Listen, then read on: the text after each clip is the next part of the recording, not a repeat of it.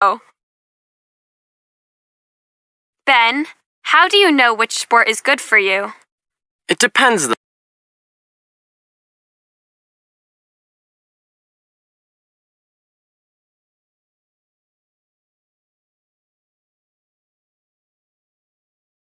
Lily, do you mean which sport will make you healthier? No, I mean which sport will make you happier. That shouldn't be too difficult, should it? It's the one you enjoy doing. Well, I'm not sure. I've done a lot of what I enjoy most, and I'm not sure it was the right choice. Lily, you'll have to tell me a bit more. I have no idea what you're talking about. You're right. Sorry. Let me start again. You know I've always been a swimmer, don't you? I do, and I know you love it, and you're good at it. Well, I'm not that good, as I've never been fast enough, but it's true that I love it. So, what's the problem? People always told me I was too tall to be a really good swimmer, and that I should have played basketball. Lily, you are 6 feet 2 inches. That is tall. Yes, I know, and I do love basketball, but I never played it for 2 reasons. One is that swimming means training twice a day, before going to school and in the evenings, so there's no time for another sport. Wow, that's hard. Yes, but I love it. The other reason is that when I was 6, my mom signed me up for a basketball team, but I quit. Why? Because of the coach. He was very well known in our city because he had trained so many great teams and so many great players, but he shouted all the time, and I was too shy to take it. I was always afraid he'd shout at me, so I think I lasted 2 weeks. Okay, so it sounds to me like you were much better off swimming, doing something you love. And even if your swimming coach had shouted, you wouldn't have heard him, would you? Haha, no, but she didn't shout at us. So, what's the problem? Well, for one thing, I'm almost 20, and swimmers are old at 20. What? What do you mean? Well, you don't really improve much after you turn 19 or 20. Basically, most swimmers peak at 18 or 19, or at least that's what my coach thinks. But I think it's true for me anyway. Oh wow, that's tough. But is there anything else? Yes, I wish I had picked a team sport. A sport you play with others and you can have fun playing. Can't you start now? Oh, I don't know. I think basketball is something you need to learn when you're a lot younger. I can't even bounce the ball without looking at it all the time. Well, let's see if we can change that. Let's go to the playground now.